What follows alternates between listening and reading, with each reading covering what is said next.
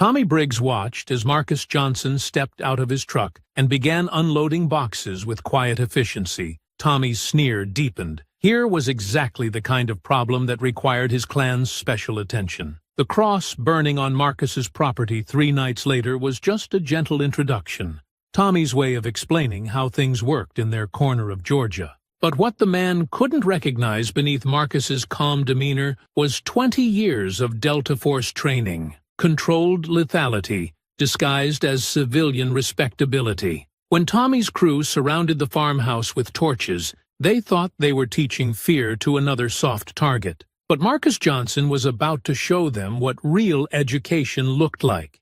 Before we go any further, comment where in the world you are watching from, and make sure to subscribe, because tomorrow's story is one you don't want to miss. The gravel crunched under Marcus Johnson's boots as he stepped out of his black pickup truck, surveying the 47 acres that now belonged to him.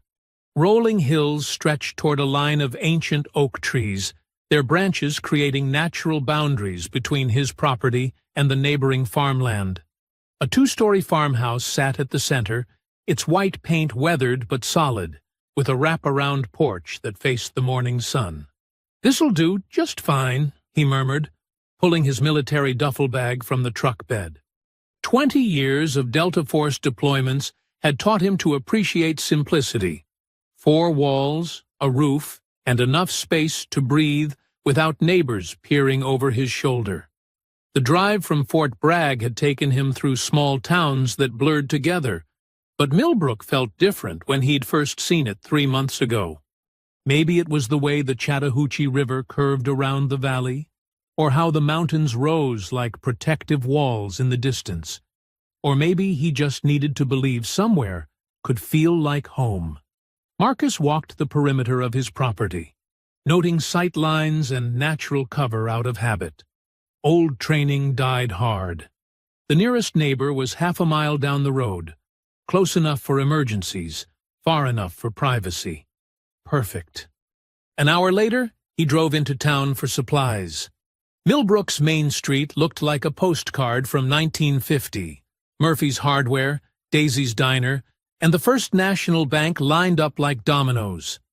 American flags hung from every lamppost, and someone had planted flower boxes along the sidewalks. The bell above Murphy's Hardware chimed as Marcus entered. Conversations stopped. 3 men in work clothes turned to stare, their eyes tracking him as he moved toward the tool section. "Help you find something?" The clerk, a thin man with graying hair, kept his voice neutral. "Just browsing, thanks." Marcus selected a hammer, some nails, and a deadbolt lock. Basic security measures. At the counter, the clerk rang up his purchases without meeting his eyes. "You're the fellow bought the Henderson place." "That's right. Been empty 2 years since old Jim passed." The clerk's tone suggested this was somehow significant. "Shame to see it sit vacant." Marcus nodded, paying in cash. Behind him, he heard whispers that weren't quite quiet enough. 47 acres. Paid cash, from what I heard. City money, probably. Atlanta, maybe Birmingham. Wonder what he plans to do with all that land. The bell chimed again as Marcus left, their stares following him through the window. At Daisy's Diner, he slid into a corner booth with his back to the wall, another old habit. The waitress, a woman in her 60s with kind eyes and silver hair, pulled back in a neat bun, approached with a coffee pot. "Afternoon, honey. I'm Betty Hawthorne. You must be our new neighbor." Her smile seemed genuine, unlike the reception at the hardware store. "Marcus Johnson. Pleasure to meet you, ma'am." "Oh, listen to those manners. Your mama raised you right." Betty poured his coffee, her movements efficient and practiced. "What brings you to our little corner of Georgia?" "Looking for quiet. Seemed like a good place to find it." Betty's expression flickered, something between sympathy and concern. "Well, Millbrook's certainly that. Most of the time." She hesitated, then leaned closer. "People here take time to warm up to newcomers. Don't take it personal." Marcus met her eyes. "I appreciate the advice." Course, once folks get to know you, they're good people. Just set in their ways, you understand? The way she emphasized their ways suggested she meant more than simple small-town conservatism. Marcus nodded anyway. After lunch, he stopped at the post office to forward his mail. The clerk, a nervous young man with acne scars, processed his paperwork with shaking hands. Military forwarding address, the clerk noted, reading Marcus's form. Thank you for your service. Just doing my job. 20 years, says here. That's impressive. Marcus signed the final form, ready to try civilian life. Driving home, he noticed a pickup truck following at a distance. When he turned onto his gravel driveway, the truck continued past, but slowly enough for him to glimpse two men inside. The passenger held a cell phone to his ear. That evening, Marcus stood on his front porch watching the sun set behind the oak trees. Crickets chirped in the gathering darkness, and somewhere in the distance, a dog barked. The peace he'd been seeking felt within reach. From the tree line, a camera lens caught the dying light as it focused on his silhouette. Marcus remained unaware, lost in thoughts of the quiet life he planned to build, while in the shadows, other plans were already taking shape. Marcus established his routine within the first week. Dawn workouts in his backyard, followed by property maintenance and trips to town for supplies. He kept interactions brief but polite, nodding to neighbors who bothered to acknowledge him. Most didn't. The farmhouse needed work. Loose boards on the porch, a leaky faucet in the kitchen, windows that stuck from years of humidity. Marcus welcomed the physical labor. It kept his hands busy, and his mind focused on something besides the weight of civilian life. On Thursday morning, he was replacing rotted porch planks when Deputy Jake Morrison's patrol car pulled into his driveway. The young officer stepped out, adjusting his duty belt nervously. "Morning, Mr. Johnson. I'm Deputy Morrison. Just wanted to introduce myself. Make sure you're settling in okay." Marcus set down his hammer. "Appreciate you stopping by, Deputy." "Everything's fine." "Good, good." Morrison glanced around the property, taking in the neat stacks of lumber and tools. "Doing some renovations?" "Place needs some work. Nothing major." Morrison kicked at the gravel with his boot. "Look, Mr. Johnson, I know folks here can seem standoffish at first. It's nothing personal. Just takes time for people to get comfortable with change." The careful way he chose his words suggested this wasn't a casual visit. "I understand, Deputy. I'm not looking for trouble." "I'm sure you're not. Just, if anything does come up, anything at all, you call me directly." Morrison handed him a business card with his personal cell number written on the back. Day or night. After the deputy left, Marcus studied the card. In his experience, when law enforcement preemptively offered help, it meant they expected you'd need it. That same evening, 8 miles across town, Tommy Briggs slammed his beer bottle on the scarred wooden table. The abandoned barn that served as their meeting place reeked of old hay and motor oil, lit by camping lanterns that cast dancing shadows on the walls. 47 acres, Tommy spat. Right in the heart of our county. And nobody thought to tell me about it until after the deed was signed. "Tommy, calm down," said Ray Peters, a rail-thin man with yellowed teeth. "Maybe he's just passing through. Lot of folks buy property and never do nothing with it. You see his truck, his clothes? This ain't some weekend warrior playing farmer." Tommy's voice rose with each word. "This is somebody with money, somebody with plans." Frank Miller shifted uncomfortably on his folding chair. At 52, the bank president looked out of place among the others in his pressed khakis and polo shirt. "I'm sure we're getting worked up over nothing. One man can't change." "One man can change everything." Tommy's fist hit the table again. "That's how it starts. First one, then his family, then his friends. Before you know it, we got a whole different kind of neighborhood." "What you suggesting we do about it?" asked Carl Dixon, a mechanic who worked at the Ford dealership. His hands were still stained black despite scrubbing. Tommy stood, pacing the length of the barn. "I'm suggesting we make our position clear. Let him know he ain't welcome. Give him a chance to reconsider his investment." Frank cleared his throat. "Tommy, we need to be careful. We can't afford attention from outside authorities. My position at the bank, your position at the bank is exactly why we can afford to take action." Tommy's eyes glittered in the lantern light. "You think I don't know where our funding comes from? You want to keep playing dress-up in your fancy office, pretending you ain't one of us?" Frank's face reddened. "I've supported this organization for 15 years. Don't question my commitment. Then prove it. We need to send a message before this Johnson fellow gets too comfortable." Ray Peters leaned forward. "What kind of message?" Tommy smiled, and the expression transformed his weathered face into something predatory. "The kind that's been effective for generations. Start small. Let him know he's being watched. Then escalate until he gets the picture." "And if he doesn't get the picture?" Carl asked. "Then we make it clearer." Frank stood abruptly. "I need to get home. My wife's expecting me." "Course she is," Tommy said. "You go on back to your comfortable life, Frank.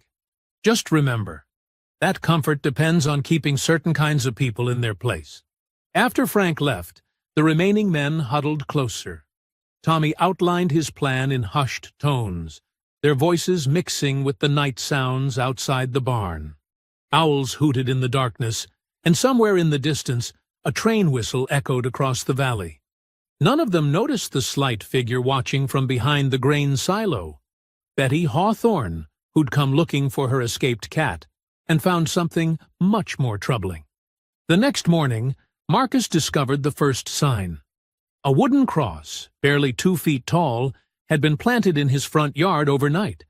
It hadn't been burned, but the message was clear enough. He pulled it from the ground and examined the construction. Amateur, but deliberate. Someone wanted him to know he was being watched. Marcus carried the cross to his workshop and set it on the workbench. 20 years of military service had taught him to recognize escalation patterns. This was step 1 in someone's playbook. He opened his laptop and began typing notes in a secure document. Date, time, description of incident, potential suspects based on yesterday's observations in town.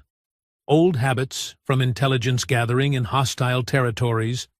Document everything. Trust nothing to memory. Prepare for what comes next. Outside, a pickup truck drove slowly past his driveway for the 3rd time that morning. Marcus noted the license plate and added it to his file. The game had begun, though his opponents didn't yet realize they were playing against someone who'd spent 2 decades mastering it. Over the next 2 weeks, the harassment escalated with methodical precision. Marcus's mailbox was knocked over twice, requiring him to reset it in concrete. His truck tires were slashed while he shopped for groceries, forcing him to call a tow truck and endure the knowing looks of townspeople who gathered to watch. The phone calls started on a Tuesday. Heavy breathing, racial slurs, and threats delivered in disguised voices at all hours. Marcus documented each incident with military precision, but he didn't report them. Deputy Morrison drove by more frequently, slowing as he passed the property, his expression troubled. On Friday afternoon, Marcus needed supplies from Murphy's Hardware, replacement hinges for his front door, and a new deadbolt. The same thin clerk from his first visit rang up his purchases with nervous efficiency. "Having security issues?" the clerk asked, eyeing the heavy-duty lock. "Just being cautious." As Marcus headed for the door, a heavy-set man in work clothes blocked his path. The man's face was flushed red, whether from anger or alcohol wasn't clear. "You're the one bought the Henderson place," the man said. It wasn't a question. "That's right." Marcus kept his voice neutral, recognizing the confrontational stance. "Tommy Briggs." The man didn't extend his hand. Been hearing a lot about you around town. All good things, I hope. Tommy's laugh was harsh. Depends on your perspective. See, some folks think you made a mistake coming here. Think maybe you'd be happier somewhere else. I'm plenty happy where I am. Are you now? Tommy stepped closer, and Marcus caught the smell of beer and tobacco. Funny thing about happiness. It can disappear real quick when you ain't where you belong. The hardware store had gone quiet. Other customers pretended to browse while straining to listen. The clerk had stopped pretending to work entirely. Where exactly do you think I belong? Marcus asked. Atlanta, Birmingham, Detroit, plenty of places more, suitable for your kind. Marcus felt the familiar calm that came before violence, blood pressure dropping, vision sharpening, time slowing. My kind? Don't play stupid. You know exactly what I mean. Tommy's voice rose. This is a decent community. Family community. We don't need outside elements coming in, changing things, bringing their problems with them. What problems would those be? Crime, drugs, the kind of trouble that follows certain people wherever they go. Tommy was almost shouting now. This ain't the inner city. This is our home, and we protect what's ours. Marcus stepped forward, closing the distance between them. I'm a retired military veteran who paid cash for my property and minds his own business. If that threatens you, the problem isn't with me. Tommy's face darkened. You think that uniform gives you some kind of special privilege? Think it makes you better than us? I think it makes me someone who fought for the right of every American to live where they choose. Pretty words. Tommy's hand moved toward his belt, where Marcus glimpsed the handle of a large knife. But words don't change reality. And the reality is, you ain't welcome here. The tension stretched taut between them. Marcus calculated angles and distances, noting the positions of other customers and exits. 20 years of combat experience had taught him to end fights quickly when they were unavoidable. But this wasn't a battlefield, and civilian consequences were different. Marcus stepped back. I appreciate you making your position clear, he said calmly. Now you know mine. I'm staying. Tommy's eyes narrowed. We'll see about that. Marcus walked past him toward the door. Yes. We will. That evening, Marcus called his sister Rose in Atlanta. Her voice immediately brightened when she heard his. Marcus, I was wondering when you'd check in. How's the new place? It's complicated. He sat on his porch, watching the sun set behind the oak trees. Had an interesting conversation in town today. What kind of interesting? Marcus hesitated. Rose had always been able to read him, even over the phone. The kind that reminds you not everyone's happy about change. Marcus, her voice grew sharp with concern. Are you in some kind of trouble? Nothing I can't handle. That's not what I asked. Are you safe? I'm fine, Rose. Just feeling my way through small-town politics. Small-town politics don't usually make you sound like you're planning a military operation. She paused. You know you can come stay with me in Atlanta. My guest room's always open. I'm not running from this. I'm not asking you to run. I'm asking you to be smart. If people are threatening you, nobody's threatening me. Marcus. Okay, somebody might have suggested I'd be happier elsewhere. But that's their problem, not mine. Rose was quiet for a long moment. Promise me something. If this gets worse, if you feel like you're in real danger, you'll call me. Don't try to handle everything alone like you always do. I promise. After they hung up, Marcus made his evening security check. Door locks, window latches, clear sight lines from every room. He pulled his service pistol from its locked case and performed a function check, muscle memory guiding his movements. At 10:30, he was reviewing property surveys on his laptop when he heard gravel crunching in his driveway. Multiple vehicles, engines running low. Marcus killed the lights and moved to the front window. Through the curtains, he counted 6 trucks positioned to block his driveway. Dark shapes moved between them, men carrying torches that cast dancing shadows across his property. They'd positioned themselves to cut off vehicle escape routes while leaving the house surrounded. Professional work. Someone had planned this. Marcus grabbed his pistol and moved to the back of the house, intending to slip out through the kitchen door and circle around behind them.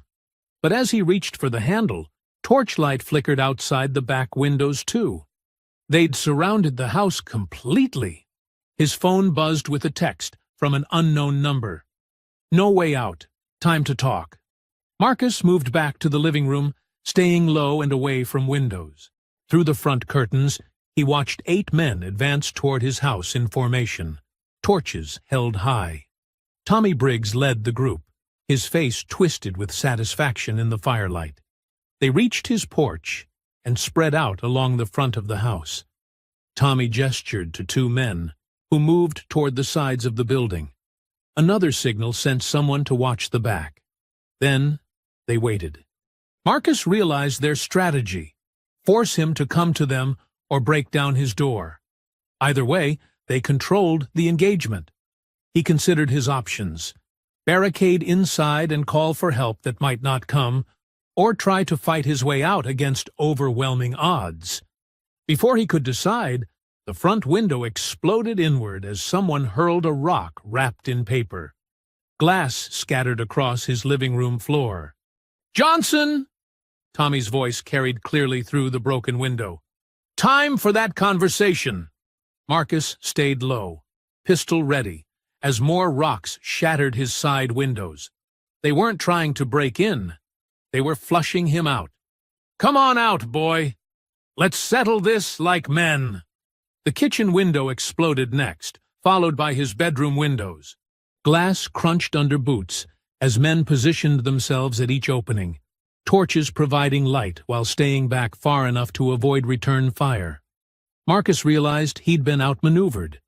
They'd turned his house into a trap, with him inside and them controlling every exit.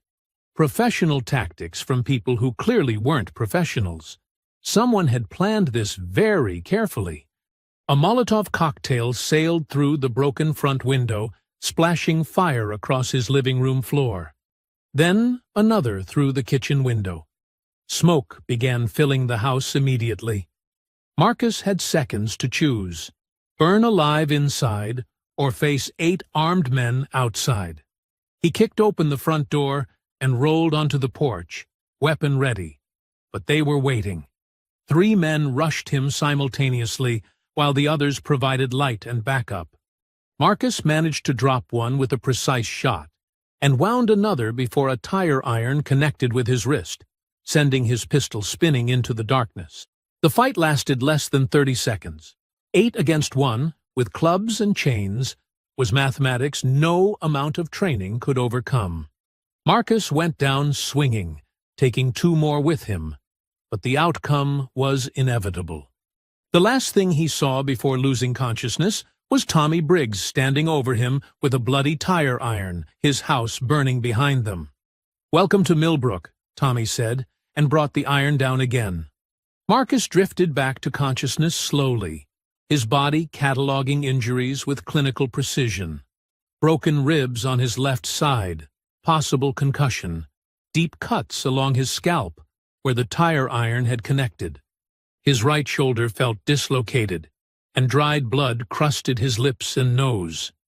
But he was alive. The realization came with a flood of tactical awareness. He was chained to a support beam in what looked like an abandoned barn. Heavy shackles around his wrists, connected to a rusted chain that allowed minimal movement. Moonlight filtered through gaps in the wooden walls, illuminating dust motes and old farm equipment. Voices carried from outside, angry, agitated conversations punctuated by the clink of beer bottles. "Should have finished it at his house," someone was saying. Carl Dixon, the mechanic. "Tommy wanted him to suffer first," came Ray Peters' nasal reply. "Make an example." "Well, where the hell is Tommy? Been 2 hours since he went to get Frank." Marcus tested his restraints carefully. keeping his movements minimal. The chains were old but solid, the beam behind him thick and deeply rooted. His captors had secured him properly. These weren't amateurs playing at intimidation anymore. The barn door creaked open, and Tommy Briggs entered with Frank Miller in tow. Frank looked pale and shaken, his banker's composure completely shattered. "Jesus Christ, Tommy. This has gone too far," Frank whispered, staring at Marcus with horror. "We're talking about kidnapping now. Federal charges. We're talking about sending a message that needed sending 20 years ago," Tommy snapped. "You want to back out now, after your money bought the gasoline that burned his house? I never agreed to this. To torture." Tommy backhanded Frank across the face, the sound echoing in the barn. "You agreed the moment you wrote the first check. You think you can play dress-up in your fancy bank, pretending you ain't part of this? You're in it now, whether you like it or not." Marcus watched Frank crumble, saw the exact moment the banker realized he'd crossed a line he couldn't uncross. The transformation from reluctant supporter to active participant. He'd seen it before in combat zones. Fear made men do things they never thought possible. "Look who's awake," Tommy said, noticing Marcus's open eyes. "Good. I was worried we'd hit you too hard." "Not hard enough, apparently," Marcus replied, his voice steady despite the pain. Tommy laughed. "Still got fight in you. I like that. Makes this more interesting. What exactly is this?" "Education." Tommy pulled a folding chair closer and sat down facing Marcus. "See, you came to our town thinking you could just take what you wanted. Our land, our way of life. But everything has a price. I paid the asking price, in cash. Money ain't the only currency that matters." Tommy leaned forward. "Some things got to be earned. Respect, belonging, the right to call a place home." Marcus tested the chains again, subtly checking for weak points. The beam behind him was solid oak, probably a century old. The shackles were modern, heavy-duty restraints that someone had acquired specifically for this purpose. "So, what's the lesson?" Marcus asked. "Simple. You leave Millbrook tonight, never come back, and we let you drive away. Stay. And—" Tommy gestured around the barn. "Well, accidents happen, especially to outsiders who don't know the local hazards. And if I agree to leave, then you sign over the deed to your property. Frank here will handle the paperwork, and we give you a 10-minute head start before we call it in as a home invasion gone wrong. Your body burned up in the fire. Real tragedy." Frank made a choking sound. "Tommy, you can't be serious. This is murder. This is survival." Tommy's voice carried a dangerous edge. "You think this stops with one man? You think if we let him stay, others won't follow? In 5 years, our children won't recognize their own hometown." Marcus watched the dynamics between them, noting how fear and guilt warped their decision-making. Frank was the weak link, a man who'd funded extremism from the safety of his office, but couldn't stomach the reality of violence. Tommy was the true believer, convinced his cause justified any action. "What's it gonna be, Johnson?" Tommy asked. "Easy way or hard way?" "I need time to think." Tommy's laugh was harsh. "Time's up. Frank, get those papers ready." As Frank fumbled with a briefcase, his hands shaking, Marcus made his move. 20 years of escape and evasion training had taught him that restraints were only as strong as their weakest component, and that component was usually human error. The shackles were properly secured, but the chain had been threaded through an old eye bolt in the beam. The bolt was rusty, its threads weakened by decades of moisture. Marcus had been working it loose during the conversation, using micro-movements to stress the connection point. When Tommy turned to supervise Frank's paperwork, Marcus threw his full body weight against the chain. The eye bolt tore free from the rotten wood with a sharp crack, sending him stumbling forward with 6 feet of heavy chain still attached to his wrists. "He's loose!" Ray Peters shouted from the doorway. Marcus swung the chain like a flail, catching Carl Dixon across the chest and dropping him instantly. Tommy lunged with a knife, but Marcus trapped his arm and drove a knee into his solar plexus, doubling him over. Frank screamed and ran for the door, but Ray Peters was already there with a shotgun. "Nobody moves!" Marcus froze, the chain heavy in his hands, Tommy gasping at his feet. 4 against 1, and they still had weapons. But now he wasn't chained to a beam, and the odds had improved dramatically. "Drop the chain," Ray ordered, his voice shaking. "Sure." Marcus smiled coldly. "But you should know something first." "What?" "I'm not some random victim you can intimidate." Marcus's voice dropped to a deadly whisper. "I'm a Delta Force operator, with 20 years of experience hunting people exactly like you. And now I know who you are, where you live, and what you're capable of." The barn went silent, except for Tommy's labored breathing. "So here's what's going to happen," Marcus continued. "I'm walking out of here tonight, and then I'm going to show you what a real education looks like." Ray's finger tightened on the trigger, but hesitation cost him the advantage. Marcus was already moving, using Tommy as a human shield while closing the distance. The shotgun blast went wide, tearing chunks from the barn wall as Marcus drove his chain-wrapped fist into Ray's temple. The fight lasted 30 seconds.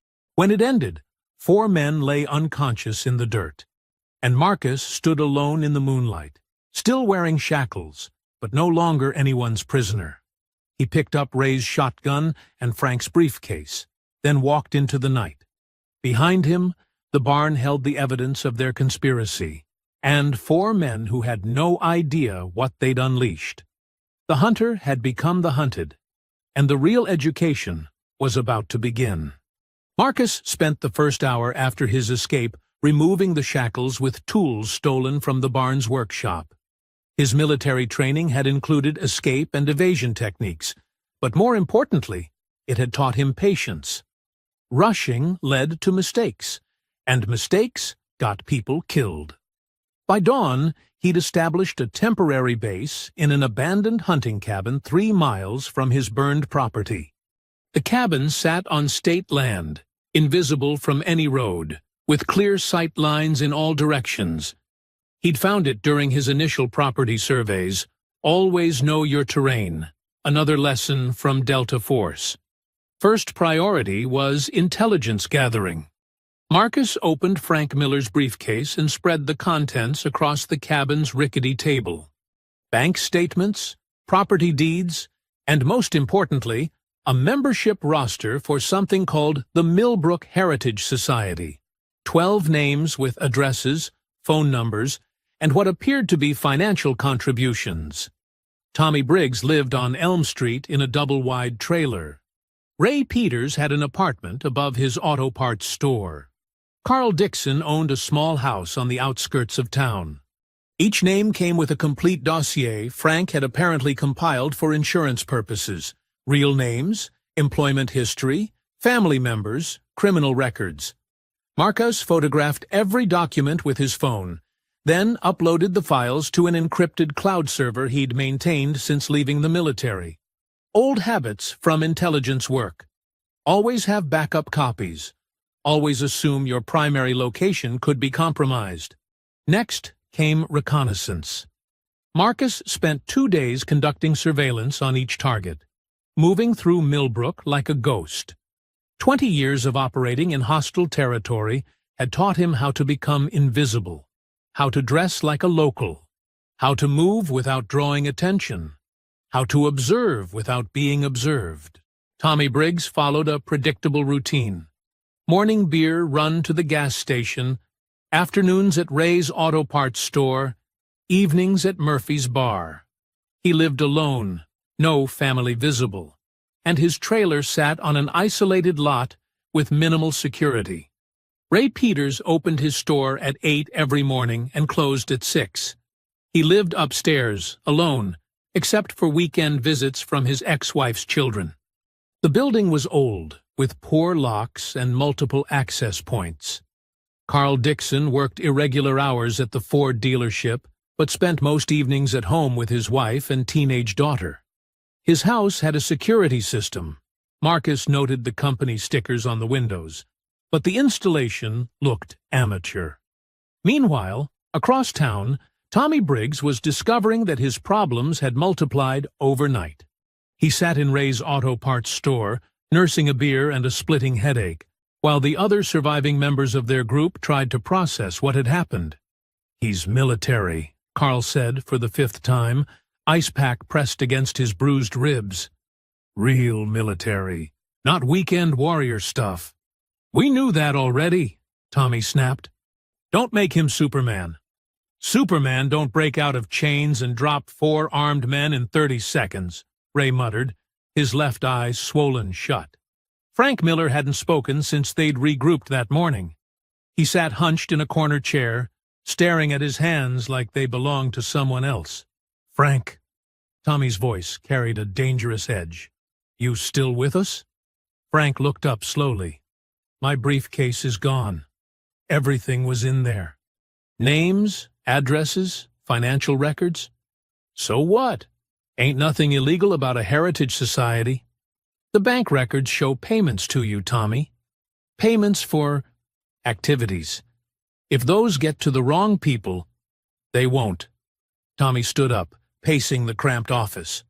"Because we're gonna find this Johnson character and finish what we started." "Find him where?" Carl demanded. "His house burned down. His trucks impounded. Far as anyone knows, he's dead or gone." "He ain't dead, and he ain't gone. He's still here, somewhere, planning God knows what." Tommy's paranoia was growing by the hour, probably watching us right now. The men instinctively glanced toward the windows, but the afternoon sun turned the glass into mirrors, showing only their own worried faces. "Maybe we should call this off," Ray suggested. "Cut our losses. Lay low for a while." Tommy whirled on him. "Call it off? You think he's gonna call it off? You think he's gonna forget what happened and move on with his life? What's he gonna do? He's one man with military training and a grudge." Tommy's voice rose. "One man who knows who we are and where we live. One man who just proved he can get out of any trap we set." Frank finally spoke, his voice barely a whisper. "We should have left him alone." Tommy backhanded him across the mouth. "Too late for should-haves. We're in this now, all of us. Either we finish it, or he finishes us." That evening, Marcus put his plan into motion. His first target was Ray Peters, who lived above his auto parts store in what amounted to a furnished apartment. The building was old brick, with a fire escape that hadn't been maintained in decades. Marcus waited until midnight, then climbed to the second-floor window. The lock was a joke. A simple latch he opened with a credit card. Ray slept in the front bedroom, snoring loudly enough to mask any sounds. Marcus moved through the apartment like a shadow, photographing everything: personal documents, computer files, hidden cash, and a collection of racist memorabilia that filled an entire closet. But more importantly, he found Ray's address book, handwritten names and phone numbers that included contacts outside Millbrook. This wasn't just a local hate group. They had connections. Marcus planted 3 listening devices in strategic locations, then left as silently as he'd arrived. Ray never stirred. The next night, he hit Carl Dixon's house. The security system was even easier to bypass than Marcus had expected. A basic setup with obvious blind spots and predictable wiring. Carl's home office contained a treasure trove of information: correspondence with other supremacist groups, weapons purchase receipts, and photographs from rallies across the Southeast. Marcus copied everything to portable drives, then planted surveillance equipment throughout the house. Carl's wife and daughter were innocent. Their bedrooms remained untouched. But Carl himself had just become an open book. Tommy Briggs would be more challenging.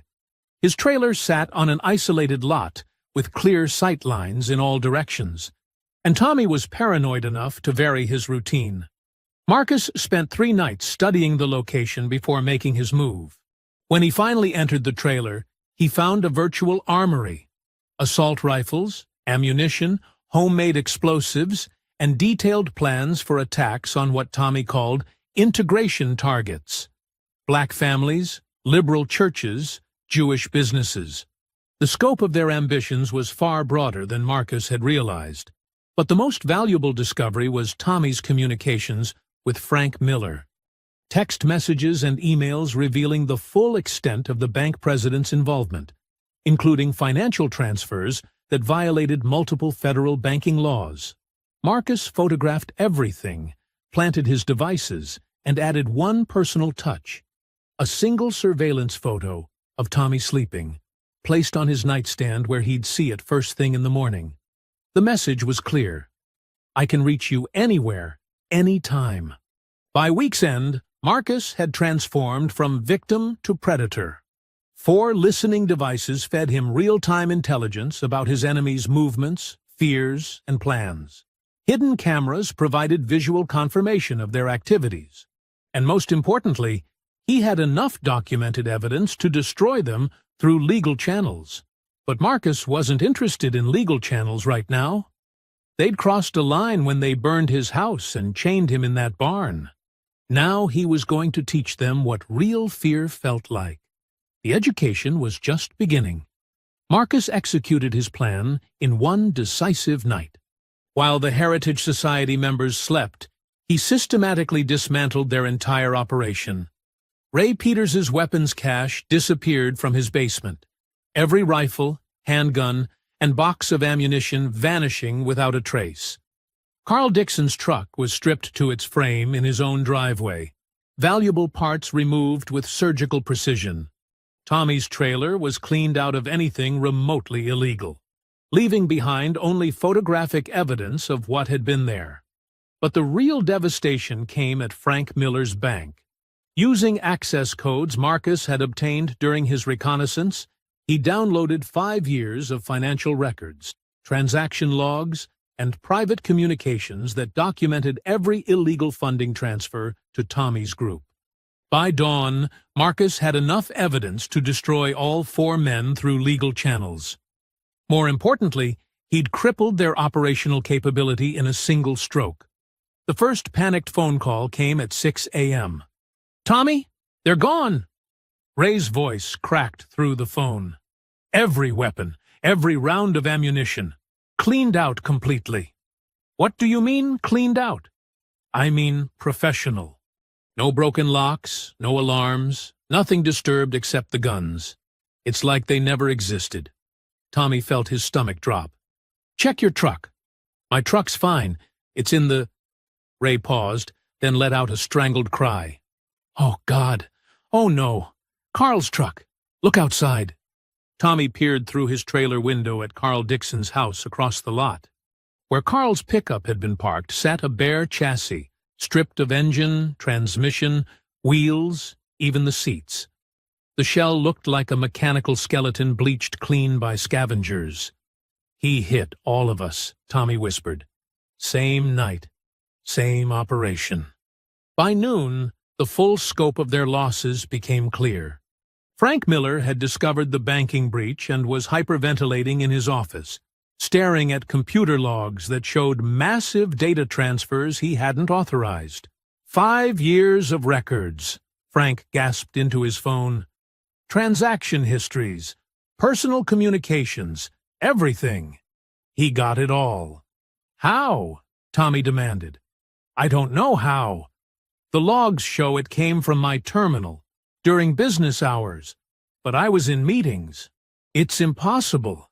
Tommy's paranoia crystallized into rage. "Nothing's impossible for this guy. We've been playing defense while he runs circles around us. Tommy, if this information gets to federal authorities, then we're all dead men. Prison at minimum. Probably federal charges for domestic terrorism." Tommy's voice turned deadly calm. "Which means we got nothing left to lose." Carl Dixon arrived at Tommy's trailer 20 minutes later, his face pale with shock. My neighbor's asking questions about the truck. Says he heard machinery running around 3 a.m. but figured it was road construction. Road construction that strips a vehicle to its frame? Ray laughed bitterly. This Johnson character's got military training, professional equipment, and he's making us look like amateurs. Because we are amateurs, Frank said, appearing in the doorway. His usually immaculate appearance was disheveled, his banker's composure completely shattered. We're shopkeepers and mechanics playing soldier games against someone who actually was a soldier. Tommy backhanded Frank across the mouth. Shut up! Just shut up. No, I won't shut up. Frank wiped blood from his lip. This has gone beyond anything I signed up for, beyond anything rational. We need to cut our losses and what? Run? Hide? Hope he doesn't turn over that evidence to the FBI? Tommy's voice rose to a shout. You think he's just gonna forget what we did? Move on with his life? The trailer fell silent except for the hum of the air conditioner. Ray finally spoke. What are you suggesting?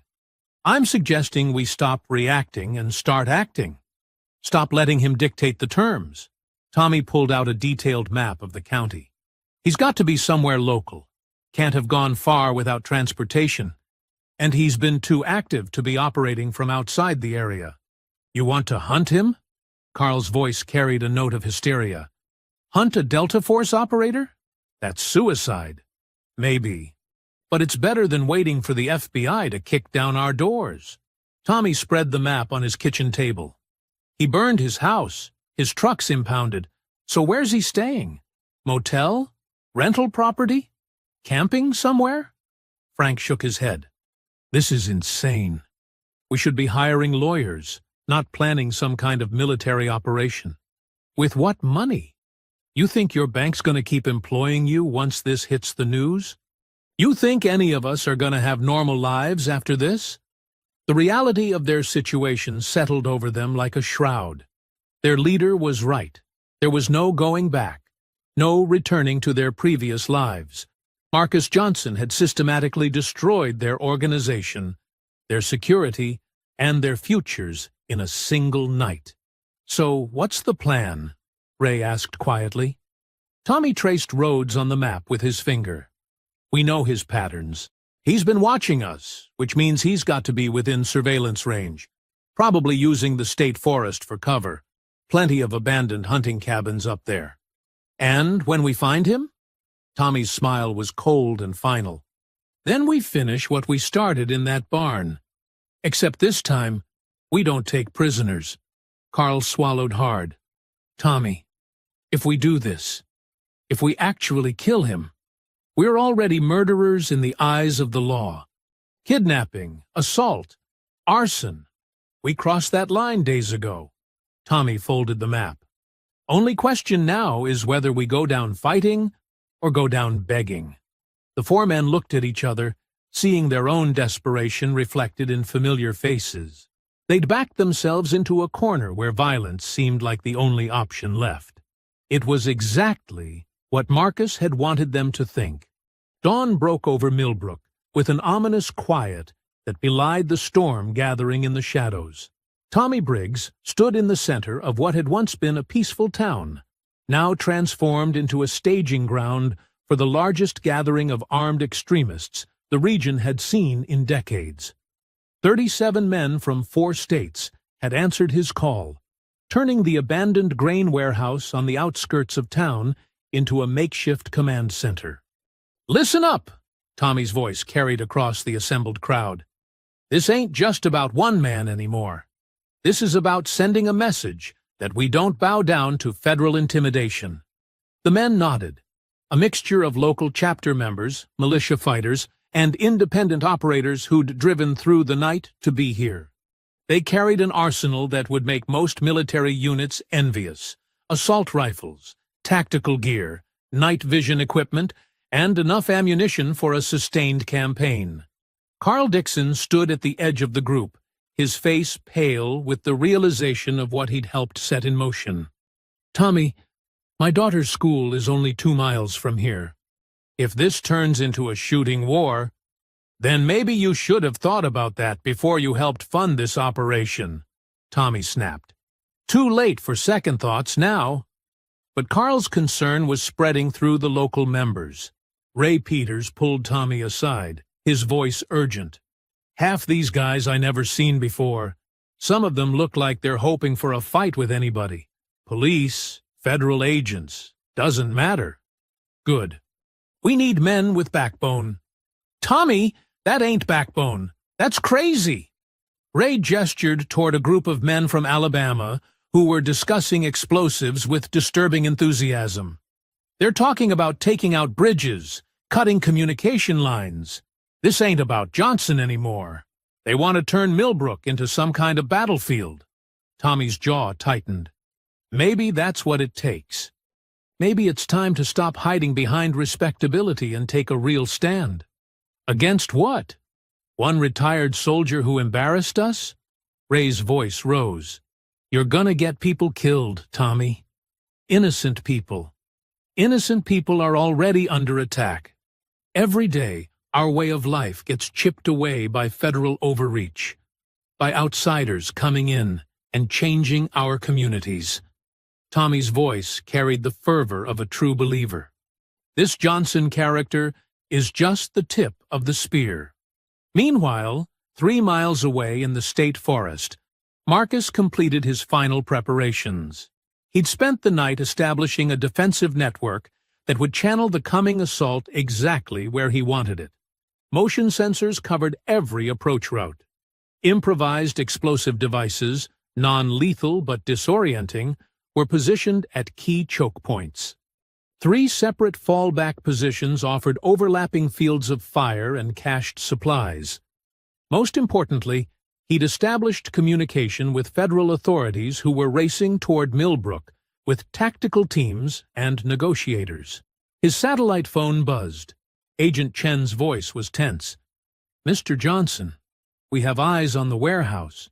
30-plus armed individuals. Multiple out-of-state vehicles. This has escalated beyond anything we anticipated. How long until your teams arrive? 2 hours. Can you maintain your position? Marcus studied the terrain through his binoculars. I can do better than that. I can ensure this happens away from civilian areas. Mr. Johnson, I need you to understand something. Some of these individuals have federal warrants. Others are known domestic terrorists. If shooting starts, it's going to be a significant engagement. All the more reason to control where it happens. Marcus checked his weapons one final time. Agent Chen, whatever happens, make sure you get the evidence I uploaded, financial records, communications, weapons caches, everything you need to prosecute the entire network. Mr. Johnson, and make sure Deputy Morrison knows he was right to be concerned. He's one of the good ones. Marcus ended the call and settled into his primary position. Below him, he could see the first scout teams moving into the forest, following tracks he'd deliberately left for them to find. Back at the warehouse, the operation was beginning to fracture along predictable lines. Frank Miller had finally arrived, but only to beg Tommy to call everything off. The bank received federal investigators this morning, Frank said, his voice shaking. They have everything, Tommy. Every transaction, every communication. It's over. Nothing's over until we say it's over. Tommy grabbed Frank by the shirt. You started this when you wrote the first check. You don't get to walk away now. I never agreed to this, to armed confrontation with federal agents. Frank's composure finally cracked completely. People are going to die, Tommy. Probably us. Then we die fighting instead of rotting in federal prison. Tommy shoved Frank away. You want to run? Go ahead. But you'll be running for the rest of your life.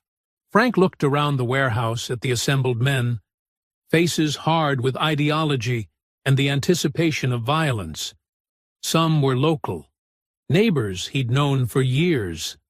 Others were strangers who'd driven hundreds of miles for the chance to fight what they saw as government tyranny. This isn't what we started, Frank whispered. "This is exactly what we started," Tommy replied. "We just didn't have the courage to admit it." Carl Dixon overheard the exchange and felt something break inside him. His daughter Sarah would be getting out of school in 6 hours. His wife Mary was at work at the grocery store, completely unaware that their quiet town had become a powder keg.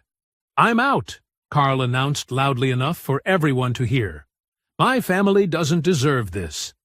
Several of the local men looked uncomfortable, but the out-of-state fighters just laughed. "Family man's getting cold feet," called out someone from the Tennessee group. "Maybe he should stay home with the women and children." Carl's face flushed red, but he held his ground. "My daughter matters more than your cause. Your daughter's gonna grow up in a country you won't recognize if we don't take a stand now," Tommy said. "But go ahead. Run home.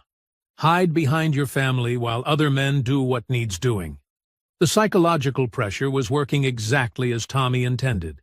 Shame and peer pressure had kept these men in line for years, and he wasn't about to let them desert now when everything was on the line. But cracks were forming in the foundation of his command. Local men were having second thoughts, while outside agitators pushed for maximum violence. The coalition was unstable, held together only by momentum and Tommy's force of personality. Marcus watched through his scopes as the first teams entered the forest. They moved with reasonable tactical discipline, but they were operating in unfamiliar terrain against an opponent who'd spent days preparing the battlefield. The education was about to reach its final lesson. The assault began at dawn with Tommy's voice crackling over borrowed military radios. "All teams, this is command. Target is located somewhere in grid section Alpha 7. We sweep north to south. No gaps, no mercy." Marcus watched through his scope as 37 armed men spread across the forest in a loose skirmish line. They moved with surprising discipline for civilians, but they were entering terrain he'd spent days preparing. Motion sensors fed him real-time data on their positions, while hidden cameras showed him their faces. Some determined, others clearly nervous about what they'd signed up for. The first explosion came 20 minutes into their advance. A triggered charge sent dirt and debris skyward, more sound than fury, but enough to scatter the eastern flank and announce that their prey wasn't running. "Contact front," someone screamed over the radio. "IED detonation. No casualties, but we're taking fire." Marcus wasn't shooting yet. That was just panicked imagination. But panic was exactly what he wanted. Let them waste ammunition on shadows while he controlled the tempo. Tommy's voice cut through the radio chatter. "Calm down. It's one man with some homemade bombs. Stay in formation and keep moving." But formation was already breaking down as teams sought cover from an enemy they couldn't see. The Alabama group pushed too far ahead, eager for contact, while the local men hung back, suddenly aware this wasn't the simple manhunt they'd imagined. Marcus triggered his second charge as the lead team passed through a natural choke point between two ridges. This time he added muzzle flashes from remote devices, creating the illusion of multiple shooters in elevated positions. "Multiple contacts, high ground east and west." The radio exploded with overlapping reports. "We're caught in a crossfire." "Negative! Negative!" Tommy's voice carried strain now. "Maintain discipline. He's using tricks to make you think there's more of them." But his men were already diving for cover, returning fire at empty positions, while Marcus watched from 600 yards away through his rifle scope. He had a clear shot at Tommy, could end this with one squeeze of the trigger. But that would make him a murderer instead of a defender. And these men needed to face justice in a courtroom, not a grave. Marcus keyed his own radio, broadcasting on their frequency. "This is Marcus Johnson. You're outnumbered, outgunned, and in way over your heads. Last chance to surrender." The response was immediate and predictable, a storm of gunfire directed at nothing. Marcus smiled grimly. They'd just revealed their positions and wasted ammunition on empty forest. Meanwhile, back at the warehouse command post, Frank Miller monitored the radio traffic with growing horror. What had started as a simple manhunt was degenerating into a running firefight with a trained operator who seemed to be everywhere at once. "Tommy, call them back," Frank pleaded into his radio. "This is madness. He's picking them apart." "Shut up, Frank. We got him pinned down." "Pinned down? He's running circles around them." "Listen to your own radio traffic." Carl Dixon stood beside Frank, his face pale as he heard his neighbors and friends shouting panicked reports over the airwaves. "Ray's team is scattered. The Alabama boys are lost. And that's just the first 20 minutes. "They'll regroup," Frank said, but his voice lacked conviction. "Will they? Or will they just keep charging into traps until somebody gets killed?" The question hung in the air as another explosion echoed across the forest, followed by more confused radio chatter about multiple contacts and sophisticated defensive positions. Deep in the woods, Marcus executed his fighting withdrawal exactly as planned. The assault teams were spread thin, confused, and increasingly desperate to make contact with an enemy who refused to stand and fight. He triggered his third charge as the Tennessee group tried to flank his supposed position, then moved to his second prepared fighting position 500 yards to the north. The motion sensors showed him the enemy's attempts at coordination, but their unfamiliarity with the terrain was working against them. "He's moving north!" Tommy's voice carried new urgency. "Teams 4 and 5, intercept. Don't let him reach the logging road." Marcus smiled. The logging road was exactly where he wanted them. A kill zone he'd prepared with overlapping fields of fire and no cover. But first, he needed to draw them in completely. He fired 3 aimed shots at the pursuing teams, not to hit, but to herd them toward the ambush site.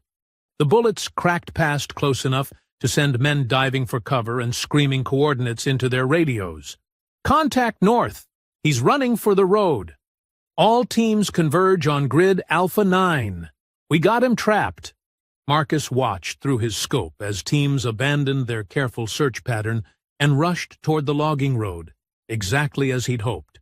Tactical discipline collapsed as individual groups raced to be the first to engage, creating gaps in their formation and eliminating their numerical advantage. The first team to reach the logging road consisted of 3 men from the local chapter: Ray Peters, Carl Dixon's neighbor, and a kid who couldn't be more than 19. They approached the road cautiously, weapons ready, unaware they were walking into a prepared ambush site. Marcus had no desire to kill these men, but he needed them neutralized. He triggered a flash bang device hidden in the roadside brush, then followed up with precise shots that sent them scrambling for cover behind inadequate trees. "We're pinned down! Need backup! He's got the road covered!"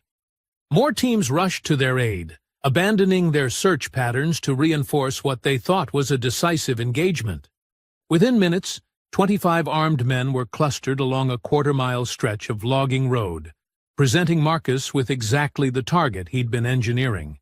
He keyed his radio again. "Tommy, you listening?" "I'm listening. You federal piece of—" "Look at your tactical situation. 25 men bunched up on a single road. No cover, no coordination. I've got overlapping fields of fire from elevated positions they can't even see." Silence on the radio as Tommy processed this information. "Here's what's going to happen," Marcus continued. "Your men are going to drop their weapons and surrender. Federal agents are already surrounding your warehouse, and tactical teams are inbound to this location. You've got one chance to end this without bloodshed." Tommy's response was a roar of rage. "Kill him! All teams, concentrate fire on his position."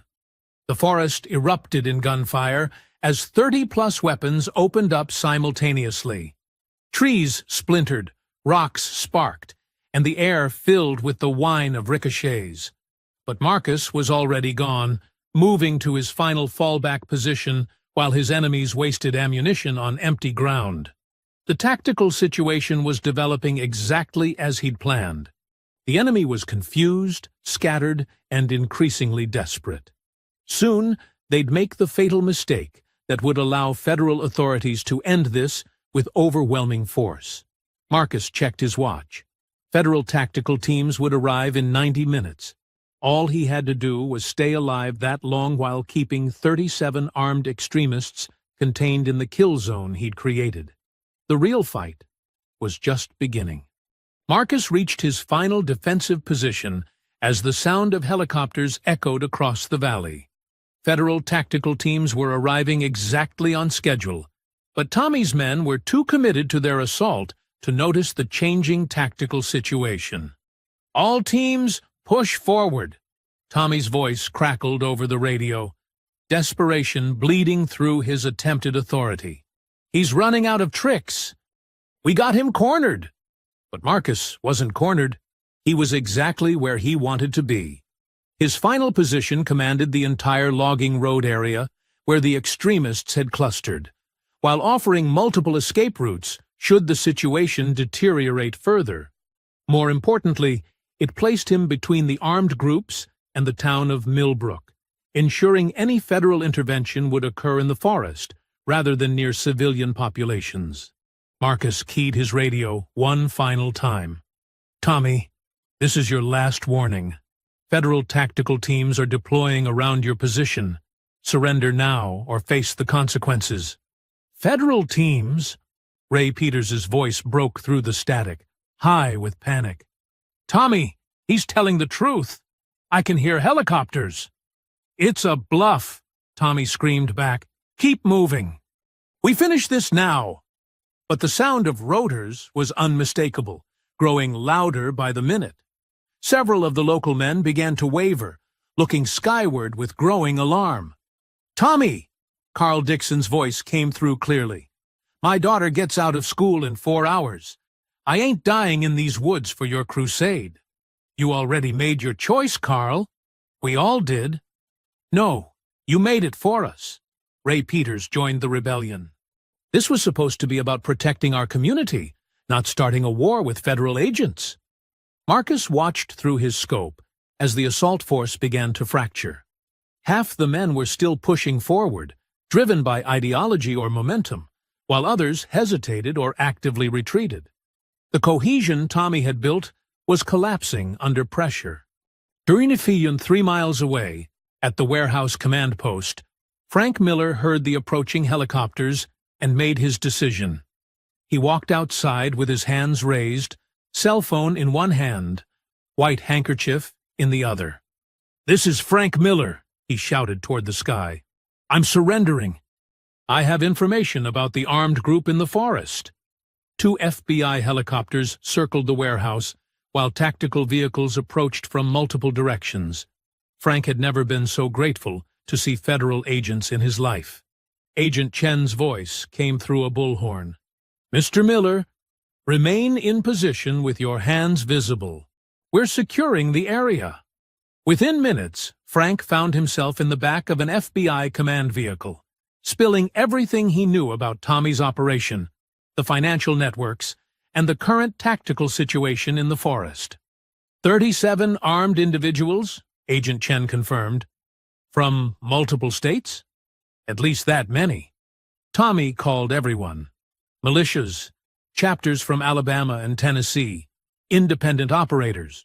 They've got military weapons, tactical gear, the works.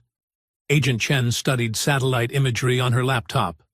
And Mr. Johnson is somewhere in this forest area, engaging this force alone?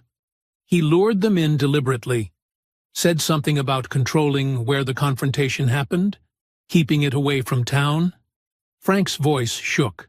"Agent Chen, some of those men are looking for a fight with federal agents. They think this is the start of some kind of revolution. We're aware of the tactical situation, Mr. Miller. Right now, we need you to help us identify individuals so we can determine threat levels and negotiate surrenders." Back in the forest, the situation was reaching its critical point. Marcus could see federal tactical teams moving into position on the ridges surrounding the logging road area. Professional soldiers with advanced equipment, night vision, and overwhelming firepower advantage. The extremists were now trapped in a tactical box with no good options. Some realized this and were trying to surrender. Others, driven by ideology or desperation, prepared to fight federal agents. Tommy's voice cut through the radio chatter, filled with the fervor of a true believer. "This is it. This is what we've been preparing for. The federal government has finally shown its true face." "Tommy, shut up!" Ray Peters was openly panicking now. "They got us surrounded. We got families to think about. Your families will thank you for taking a stand, for showing them what real Americans do when tyranny comes to their door." Marcus made a tactical decision. Tommy was the key. Remove his leadership, and the remaining men would likely surrender rather than face federal tactical teams in a hopeless fight. He adjusted his rifle scope, acquiring a clear sight picture of Tommy's position. Not a killing shot, a precise wound that would incapacitate without causing death. Marcus had the skills for such precision, even at this range. But before he could fire, Tommy made the decision for him. "Johnson!" Tommy's voice carried across the forest without radio assistance. "You hear me out there? You want to end this? Come face me like a man. Single combat. Winner takes all." The forest went quiet, except for the distant sound of helicopters. Even the federal teams seemed to pause, waiting to see how this would play out. Marcus considered the offer. It was tactically unnecessary.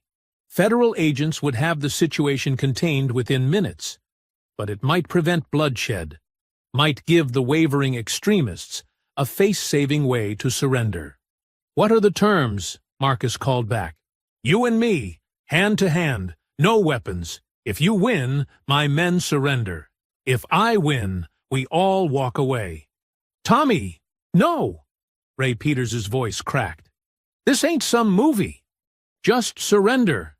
But Tommy was beyond reason now, driven by desperation and the need to salvage something from the disaster his leadership had created.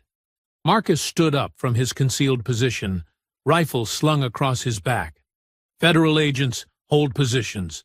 I'm going to end this." Agent Chen's voice came through his earpiece. "Mr. Johnson, do not engage. We have the situation contained." "Agent Chen, 37 desperate men with military weapons are a major threat to your tactical teams. Let me end this without a firefight." Marcus walked down from his position, hands visible, moving toward the clearing where Tommy waited. Around them, armed men on both sides held their fire, understanding that the next few minutes would determine whether this ended with handcuffs or body bags. Tommy emerged from cover, his face twisted with rage and something approaching madness. 20 years I've been waiting for this moment. 20 years of watching our country get destroyed by people like you. It doesn't have to end this way, Tommy. Your men have families. They don't need to die for your cause." "My cause?" Tommy laughed bitterly. "My cause is the same cause my grandfather fought for. Keeping our communities safe from outsiders who want to change everything we built." They circled each other in the clearing, two men representing everything the other despised. Around them, weapons remained trained, but fingers stayed off triggers. "Last chance," Marcus said quietly. "Call it off. Let your men go home to their families." Tommy's answer was a wild charge, fists swinging with desperate fury. But desperation was no match for 20 years of military training. Marcus sidestepped, caught Tommy's arm, and drove him to the ground with clinical efficiency. It was over in seconds. Tommy lay unconscious in the dirt, while his followers stared in stunned silence. "It's finished," Marcus announced to the forest. "Drop your weapons and surrender. No one else has to get hurt." One by one, rifles hit the ground, as men raised their hands. The great assault had ended not with a climactic battle, but with the simple reality that they'd been outmatched from the beginning. Federal agents moved in to secure the scene, and Marcus finally allowed himself to breathe. The immediate aftermath unfolded with the efficiency of a well-orchestrated federal operation. Marcus watched from the edge of the clearing as 37 men were processed, searched, and loaded into transport vehicles. Some went quietly, shoulders slumped in defeat. Others maintained defiant postures even in handcuffs, still believing their cause justified the violence they'd attempted. Agent Chen approached Marcus as the last of the prisoners was secured. "Mr. Johnson, we need a full debrief. What you've accomplished here, single-handedly dismantling a regional domestic terror network, it's unprecedented." "I didn't do it single-handedly," Marcus replied, watching Tommy Briggs being helped into a medical vehicle. "They did most of the work themselves. I just gave them enough rope. The evidence you provided is extraordinary. Financial records, communications, weapons caches, coordination between multiple hate groups across 4 states. The Justice Department is calling this the most significant domestic terrorism prosecution in the Southeast in 2 decades. Marcus nodded, but his attention was elsewhere. Deputy Jake Morrison was making his way through the federal agents, his young face serious with purpose. "Mr. Johnson," Morrison extended his hand, "I owe you an apology. I knew something was wrong, but I didn't have the courage to act on it. You tried to help. That's more than most people would do. It wasn't enough. I let fear of local politics override my duty to protect innocent people." Morrison's voice carried genuine remorse. "Tommy and his group have been intimidating folks for years. I always told myself it was just talk, just bluster. Now you know better." "Yes, sir. And I promise you, nothing like this will happen in Millbrook again." "Not on my watch." Agent Chen interrupted their conversation. "Mr. Johnson, there's something else we need to discuss. The scope of this conspiracy extends far beyond what happened here today." She led him to the FBI command vehicle, where laptops displayed organizational charts and communication networks that spanned multiple states. "Using the intelligence you gathered, we've identified cells in Tennessee, Alabama, North Carolina, and South Carolina. All connected, all coordinating activities. Coordinated how? Funding, weapons transfers, shared training facilities, even personnel exchanges. What you uncovered here was part of a much larger network." Agent Chen's expression was grim. "Mr. Johnson, these people had plans. Not just local intimidation. They were preparing for what they called regional actions against minority communities, Jewish targets, and federal facilities." Marcus studied the charts, recognizing some names from documents he'd photographed in Tommy's trailer. Timeline? Based on their communications, they were planning to escalate activities over the next 6 months. Starting with what happened to you, then expanding to systematic intimidation campaigns across multiple counties. But now their entire network is compromised. Arrests are being coordinated across 4 states as we speak. By tonight, we'll have rolled up the largest domestic terror conspiracy in the region's history. The magnitude of what had been prevented was staggering. Marcus thought about all the families who would never know how close they'd come to being targeted. All the communities that would remain safe because one night of violence had been answered with systematic justice. Meanwhile, in the Millbrook town square, Betty Hawthorne stood among a small crowd of residents who'd gathered to watch the federal operation unfold. News trucks were arriving from Atlanta and Birmingham, drawn by reports of a major domestic terrorism arrest. "Betty, did you know?" asked Martha Phillips, who ran the flower shop. "About Tommy and his group?" Betty considered her answer carefully. She'd suspected plenty but proven nothing until she'd seen that meeting at the barn. "I knew Tommy was full of hate. Didn't know how far he'd go with it." Thank God for that Johnson man. Standing up to them when the rest of us were too scared. Takes courage to do what's right when you're outnumbered, Betty agreed. Question is, what do we do now? How do we make sure our town doesn't breed this kind of poison again?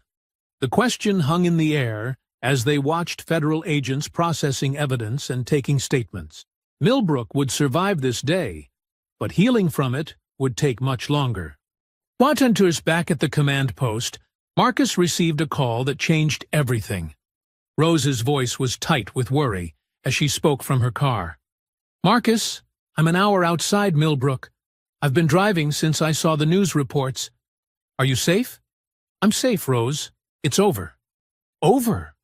Marcus, the news is saying you took on an army of white supremacists single-handedly. That doesn't sound over. That sounds like something that's going to follow you for the rest of your life. Marcus hadn't considered that aspect. The media attention, the scrutiny, the way this would define him going forward. He'd wanted quiet, peaceful civilian life. Instead, he'd become the center of a national news story about domestic terrorism and vigilante justice. Rose, I need you to turn around. Go back to Atlanta. Absolutely not. You're my brother, and you just went through something traumatic. I'm not leaving you alone. It's not safe yet. There could be other cells, other groups that want revenge. Then we'll deal with that together. You've been handling everything alone for too long. Agent Chen approached with news that complicated matters further. Mr. Johnson, we've received credible intelligence about potential retaliation. These groups have a culture of vengeance, and what you did today, dismantling their entire regional network, that's going to generate a response. What kind of response? Unknown actors, possibly from outside the immediate area. People who see you as a federal collaborator who destroyed their movement. Agent Chen's expression was serious. We're recommending immediate relocation and protective custody. Marcus felt his carefully planned peaceful retirement slipping away. For how long? Indefinite. These groups have long memories and access to resources we're still mapping. The irony wasn't lost on him. He'd fought to defend his right to live peacefully in Millbrook, and now his victory meant he couldn't safely live there at all. Deputy Morrison overheard the conversation and stepped forward. Agent Chen, with respect, Mr. Johnson has a right to stay in his community if he chooses. And if he stays, he'll have the full protection of local law enforcement. Deputy Morrison, local law enforcement was part of the problem until today. Not anymore. Morrison's young face was set with determination. I've already spoken with the sheriff. We're requesting state assistance to investigate every deputy, every officer, every local official. Anyone who enabled this conspiracy is going to face justice. Marcus appreciated the gesture, but he understood the reality. Rural law enforcement couldn't protect him from a determined regional conspiracy, and federal protection meant living as a prisoner of his own success. His phone rang again. Rose, calling from the town limits. Marcus, I can see the roadblocks. I'm coming in whether you like it or not. Rose, no arguments. We're family. Family sticks together. As Marcus ended the call, he realized the real climax wasn't the firefight in the forest. It was this moment, when he had to decide what kind of life he wanted to build from the ashes of his confrontation with hate. The choices he made in the next few hours would determine whether he'd won anything meaningful or simply traded one kind of isolation for another. The confrontation Marcus had been dreading came at sunset, when the federal agents were packing up their equipment and the media circus was finally winding down. A lone pickup truck approached the roadblock at the edge of town, moving slowly but deliberately toward the command post, where Marcus stood with Agent Chen. Deputy Morrison radioed from the checkpoint. Single occupant, older white male, appears unarmed but agitated. Says he needs to speak with Marcus Johnson. Let him through, Marcus said, recognizing something in the description that made his instincts flare. The truck stopped 50 yards away, and a man in his 70s climbed out. He was tall, weathered, with the bearing of someone accustomed to command. But it was his eyes that told Marcus everything. The same cold hatred he'd seen in Tommy Briggs, but tempered by decades and sharpened by intelligence. "You Johnson?" the man called out. "I am. Name's William Briggs, Tommy's grandfather." The old man walked closer, his hands visible but his posture radiating menace. "I taught that boy everything he knew about protecting our people. Seems like I didn't teach him enough." Agent Chen stepped forward. "Sir, this is a federal crime scene. You need to—" "Ma'am, with respect, this is between me and the man who destroyed my family." William's voice carried the authority of someone who'd spent his life being obeyed. "I'm not armed. I'm not threatening anyone. I just want to talk." Marcus waved Agent Chen back. "Let him say his piece." William studied Marcus with the calculating gaze of a predator. "You know, I fought in Vietnam. 3 tours. Saw plenty of soldiers who thought they were hot stuff because they could handle themselves in a firefight. This isn't about military service. No, it's about understanding your place in the world." William's voice hardened. "Tommy made mistakes. I'll grant you that. Got emotional. Got sloppy. But his heart was in the right place. His heart was full of hate. His heart was full of love. Love for his community, his heritage, his people."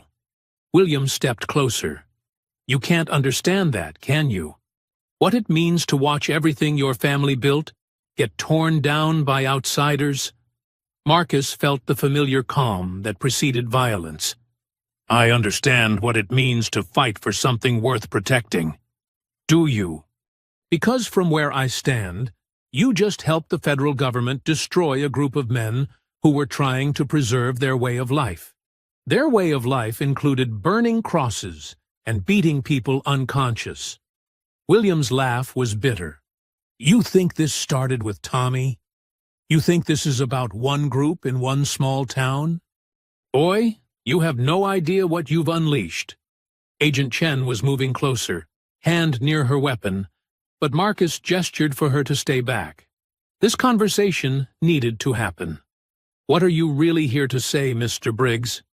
"I'm here to tell you that Tommy was just one branch on a very old tree.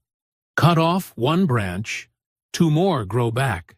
You think arresting 37 men is going to change anything?" William's eyes glittered with something approaching satisfaction. "All you've done is prove that we were right to prepare for war. There is no war. There's just a handful of bitter old men who can't accept that the world has moved on." "Has it?" William pulled out his cell phone, showing Marcus a series of text messages. 43 different cells across 7 states, all asking how they can help Tommy's family. All wanting to know who was responsible for exposing their operation. Marcus read the messages, recognizing the language of coordinated resistance. This wasn't just idle threats. It was the mobilization of a network far larger than anything they'd uncovered today. "You see, Mr. Johnson, Tommy was emotional. I'm not. Tommy acted locally. I think regionally. Tommy got caught because he let anger cloud his judgment." William's smile was cold and calculating. "I've been planning for 50 years. Agent Chen finally intervened. "Mr. Briggs, you're describing conspiracy to commit domestic terrorism. I strongly advise." "I'm describing the inevitable response to federal overreach." William cut her off. "You think you won something here today? You've just painted a target on every federal agent, every collaborator, every race traitor who helped you." Marcus felt the pieces clicking into place. Tommy hadn't been the real leader. He'd been the visible figurehead, while his grandfather pulled strings from the shadows. The old man had sacrificed his grandson and the entire local operation to test federal response capabilities and identify weaknesses. "You set Tommy up," Marcus realized. "You let him get exposed so you could see how we'd respond." Tommy was always expendable. He served his purpose. William's admission was delivered without emotion. Now I know exactly what you're capable of, exactly how the federal response works, exactly what mistakes to avoid next time. There won't be a next time. Oh, there will be. Because you made one critical error, Mr. Johnson. William's voice dropped to a whisper. You assumed this was about territory, about keeping outsiders away from one small town. But this was never about Millbrook. What was it about? Recruitment, radicalization, proof that the federal government will use overwhelming force against white Americans who dare to organize. William gestured toward the federal vehicles, the helicopters, the massive law enforcement response. Do you have any idea how this looks to sympathizers across the region? How many fence-sitters you just pushed into our camp? The old man was right, and Marcus knew it. The dramatic federal response, while necessary, would be spun as government tyranny by every extremist group in the Southeast. The propaganda value was immense. But more than that, William continued, you've given me something even more valuable. You've given me you. What do you mean? Marcus Johnson, the federal collaborator who destroyed a patriot organization and killed white men who were defending their community. William's smile was triumphant. You're going to be our poster child, Mr. Johnson. The face of federal oppression. Every recruitment video, every propaganda piece, every call to arms will feature your story. Agent Chen stepped forward. Mr. Briggs, you're under arrest for conspiracy to... On what evidence? Everything I've said is protected speech. William raised his hands in mock surrender. I haven't threatened anyone, haven't broken any laws. I'm just a grieving grandfather sharing his perspective on current events.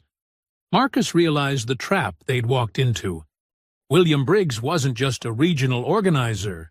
He was a strategist who'd turned their victory into a recruitment tool for his cause. Every arrest today would generate sympathy.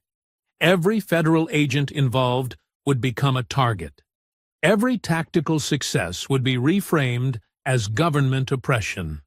You're going to spend the rest of your life looking over your shoulder, William said to Marcus.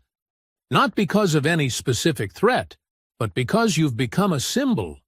And symbols have a way of attracting attention from people who take their ideology very seriously. Is that a threat? It's a prediction. Based on 50 years of watching how these things develop. William turned toward his truck. Enjoy your federal protection, Mr. Johnson. You're going to need it. As the old man drove away, Marcus felt the weight of incomplete victory settling on his shoulders. They'd won the battle, but potentially lost the war. Tommy's arrest would generate martyrs. The federal response would generate recruits. And somewhere in the shadows, more intelligent and patient enemies were already adapting their strategies. Agent Chen's phone buzzed with incoming reports. Mr. Johnson, we're getting chatter from monitored channels. Multiple groups discussing Johnson as a priority target. This is escalating beyond anything we anticipated. Marcus looked toward town, where Rose was waiting for him at Betty Hawthorne's diner. His sister had driven 8 hours to be with him, expecting to find her brother safe and victorious. Instead, she'd find him trapped in a war that had only just begun. The real question wasn't whether he'd won or lost today. It was whether the price of victory was worth paying. Conclusion: 6 months later, Marcus stood on the rebuilt porch of his farmhouse, watching his nephew and niece chase fireflies across the yard while Rose prepared dinner in the kitchen behind him. The house looked different now. Reinforced windows, improved security systems, and clear sight lines in all directions. But it was still home. "Uncle Marcus, look!" 8-year-old Jamal held up a mason jar with 3 fireflies blinking inside. "I caught the fast ones." "That's great, buddy. Just remember to let them go before bedtime." "Why?" Because they belong outside, with their families.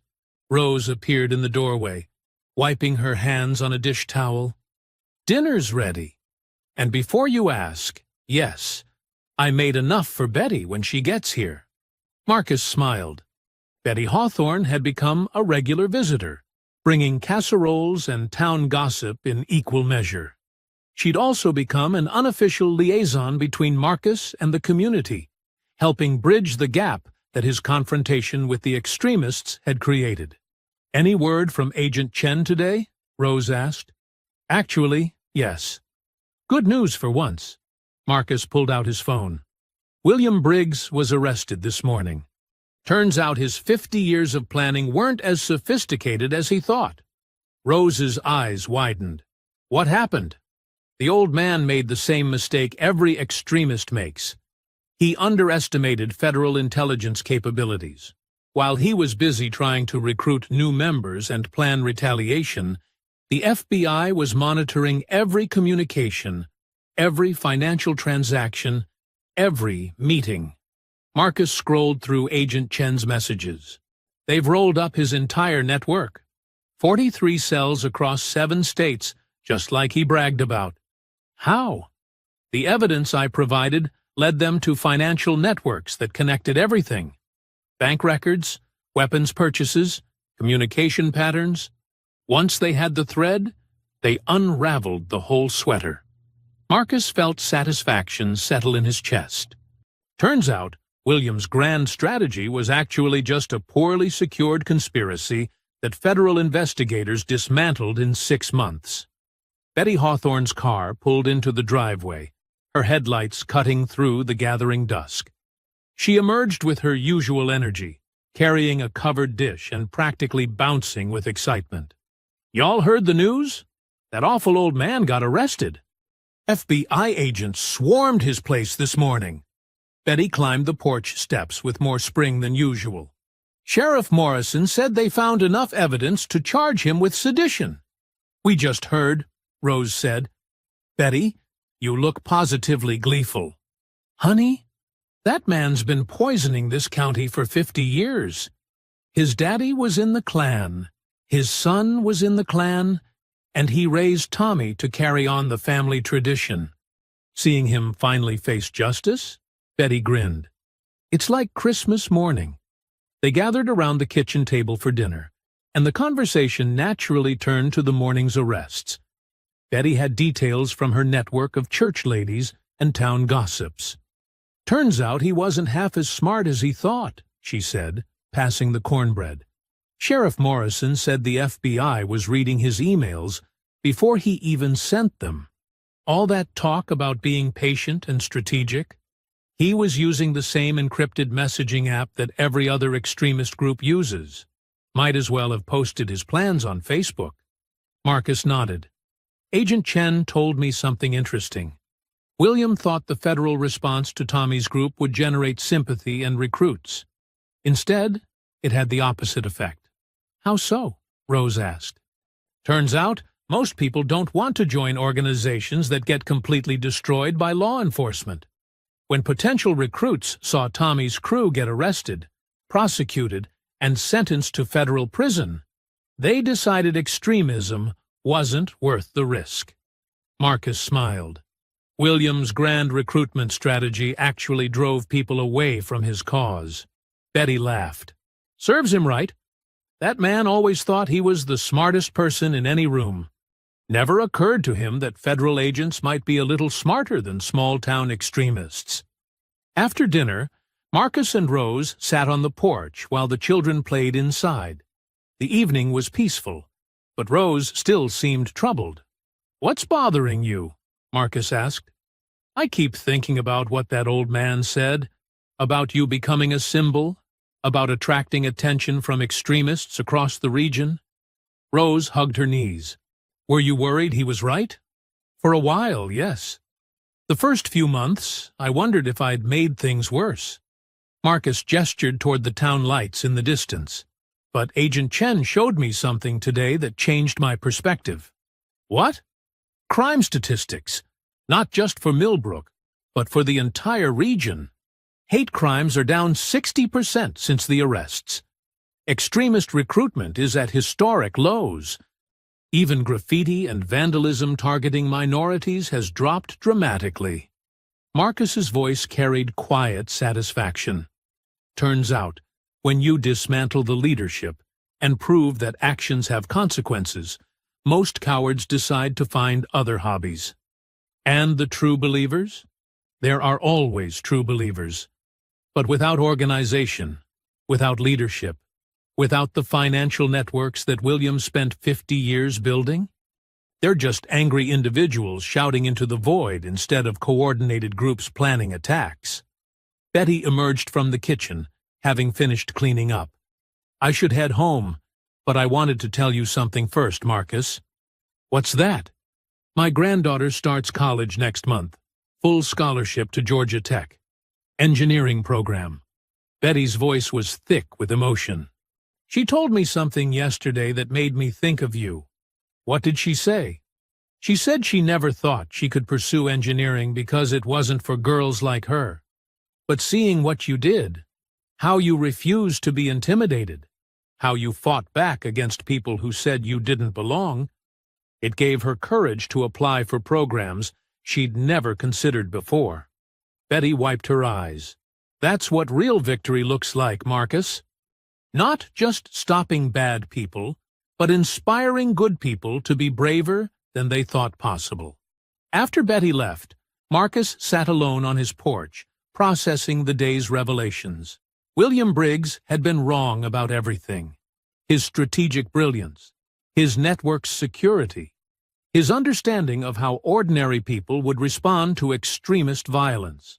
The old man's threats had been empty bluster from someone whose time had passed. His phone buzzed with a final message from Agent Chen. Network completely dismantled. 127 arrests across 7 states. Financial assets seized. William Briggs looking at life in federal prison. Threat level to you downgraded to minimal. Well done, Mr. Johnson. Marcus smiled and powered off the phone. Tomorrow would bring new challenges, but they would be normal challenges. Home repairs, family visits, community involvement. The existential threat that had hung over Millbrook for decades was finally gone. In the distance, a train whistle echoed across the valley, the same sound that had welcomed Marcus to Millbrook 8 months ago. But everything else had changed. The town had been tested and emerged stronger. The community had faced its demons and chosen a better path. And Marcus had found something he'd never expected to find in civilian life: purpose, family, and genuine peace. The fireflies his nephew had caught earlier blinked in their jar on the porch rail, and Marcus quietly opened the lid, watching them drift away into the darkness to rejoin their families. Some things belonged outside, in the light, where everyone could see them. And some old lies finally died when exposed to the truth. I hope you enjoyed that story. Please like the video and subscribe so that you do not miss out on the next one. In the meantime, I have handpicked 2 stories for you that I think you will enjoy. Have a great day.